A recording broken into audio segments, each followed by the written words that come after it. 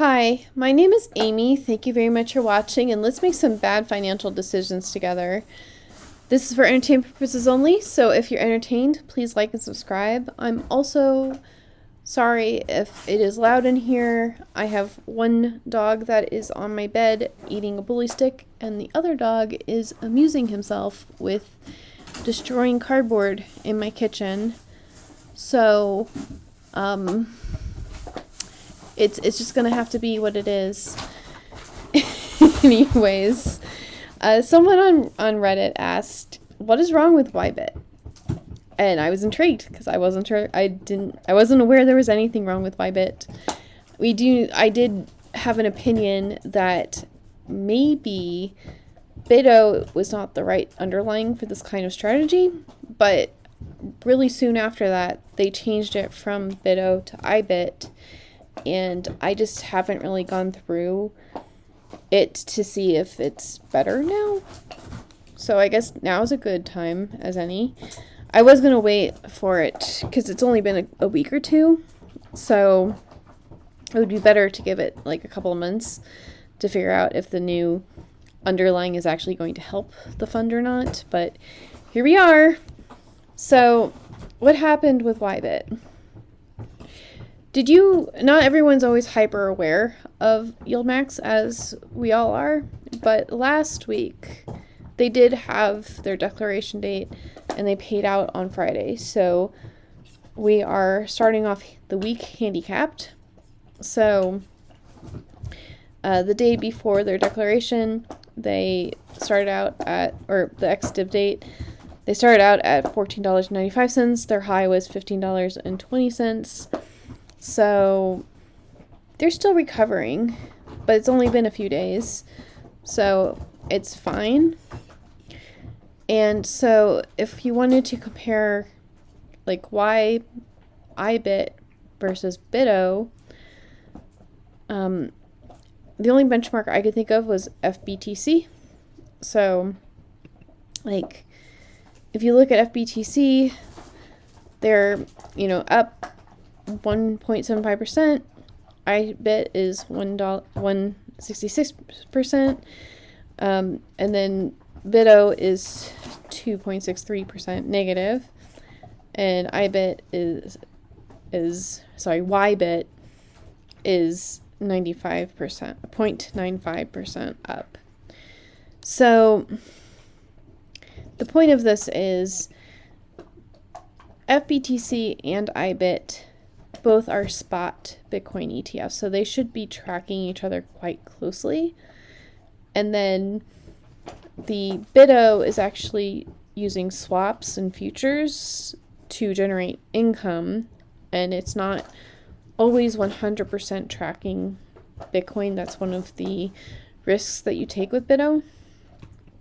So you can see like over a long enough period of time that the distributions really do hurt the growth, but you've gotten distributions. So I also wanted to show you, because we're all pretty happy with Misty, or at least I'm pretty happy with Misty. Like in the short term, Misty can outperform MicroStrategies because it basically sucks up all the volatility.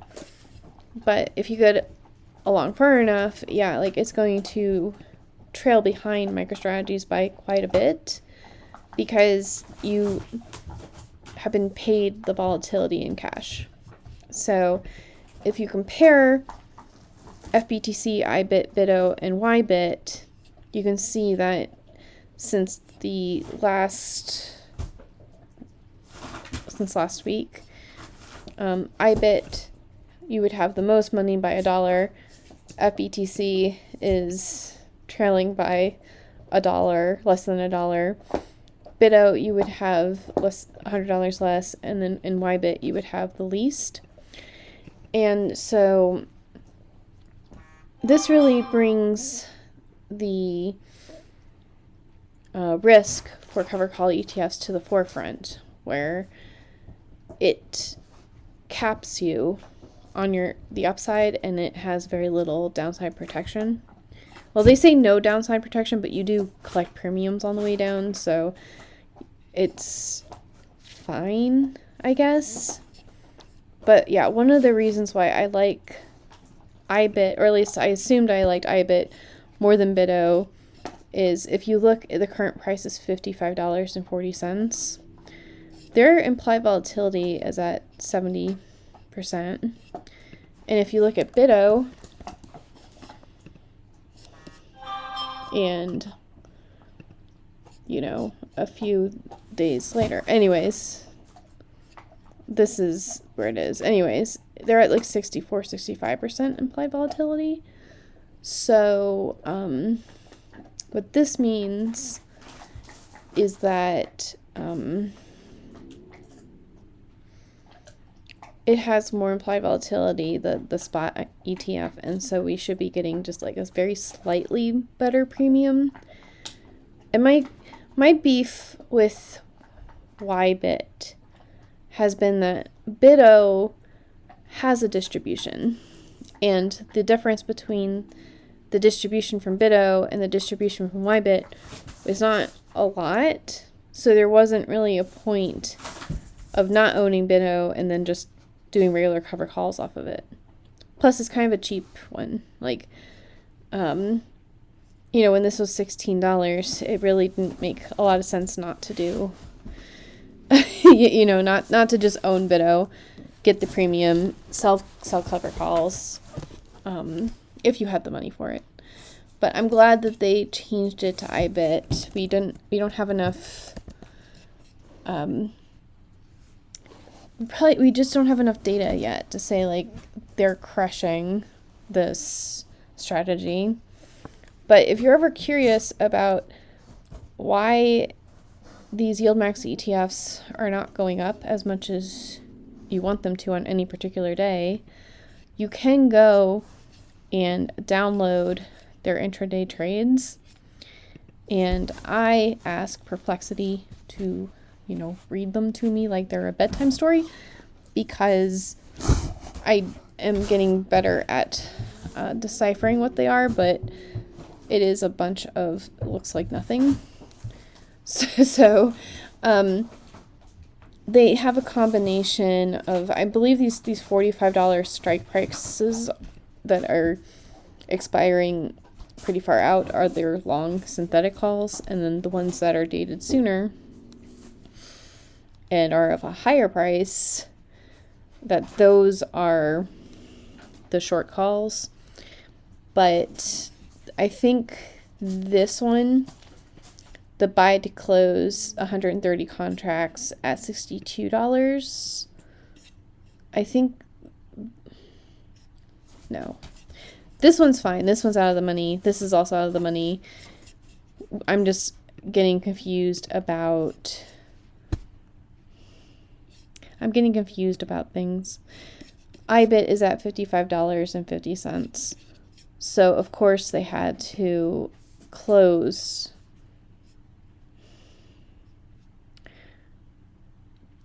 this 56. Yeah, so this is getting really close. And the way that options work is that normally the closer you get to it expiring, the price declines. But for covered calls, if the price of the stock has risen and comes really close to your price, the cost to close it, since the intrinsic value is greater, is more. So you wind up having to pay a lot more to close, but they have no choice because they can't be assigned. So I think that this $2.78 is an actual loss for the fund. But yeah, for $62, that gives us room to grow and for it to be profitable. But with like one of the contract positions, they lost and they're not going to be profitable on it anymore, and they had to close it. So yeah, I mean, they're allowed like I read the prospectus again, and they're allowed to do spreads. So I hope that they start doing that, especially since we just hit the all-time high. So I think the volatility is going to spike here for a little bit. So yeah, so I don't think there's anything wrong with YBIT. I'm glad that they changed the underlying. I'm really hopeful that they recover before their next distribution. Do I think there's better things out there? I think there's better things out there that I just have not reviewed at all. But for now, I would probably compare this to SEPI once we get to that first distribution in January, since YBIT is on every 4 weeks, it's not every month. But I do think that SEPI is more CEPI, the Rec Shares one that just came out yesterday. It has more diversification, and if there's like 3 types of Yieldmax funds. There's the ones that get you 100%, and those are like the easy yeses for me. Like, yeah, I do actually want 100% distributions, and if the NAV recovers, whatever. If it doesn't recover, whatever. And then as long as it can move with the underlying, like Misty can go up and down. I know that it can move up when it moves up, so I'm not as anxious about it because MicroStrategies is volatile in either direction. So we'll just ride Misty to the end. And then there's the Yieldmaxes that have like the 40 to 70% distribution. And those I like. This falls into that category. But depending on how much or little my risk tolerance is, I could be convinced to invest in a different fund outside of Yieldmax that has like a 30 or 40% distribution, as long as they're more careful with my NAV.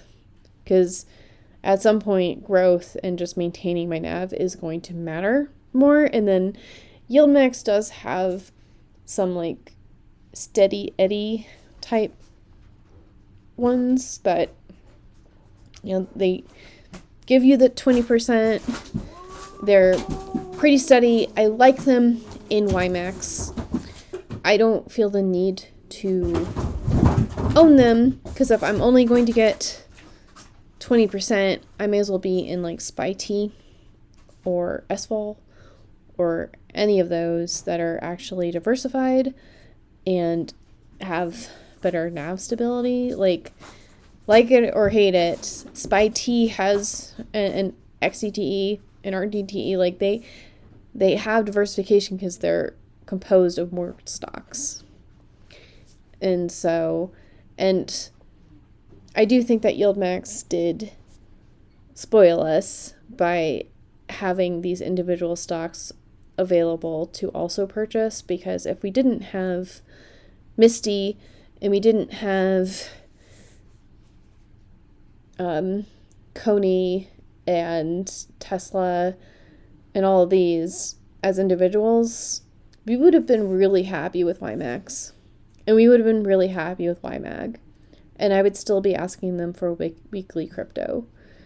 So I'm also not sure if I said this yesterday for the SEPI one, but when I was looking at the underlyings, a lot of them are weekly. Like, you can do weekly call options, so why can't they do it as a weekly payout? And just, once a month, there'll just be a higher distribution spike. Like, that'd be fine. But, now that we have weekly, we're getting spoiled on weeklies. I like that, since it's only a week period, that the distributions for each distribution is less. So the NAV seems to be able to recover better than just one massive distribution being distributed. yeah, I don't know. Did y'all notice today that Misty actually didn't shoot up either? It was at like, okay, I take my words back. I didn't realize it was at $37 at some point today. But I saw it at $34 and I was like, huh, well, I don't know what actual Bitcoin is doing. But yeah, it's fine. Are you all invested in YBIT? Are you excited about this change in the underlying? And what other Bitcoin high income ETFs are you invested in? I will talk to you later. Bye.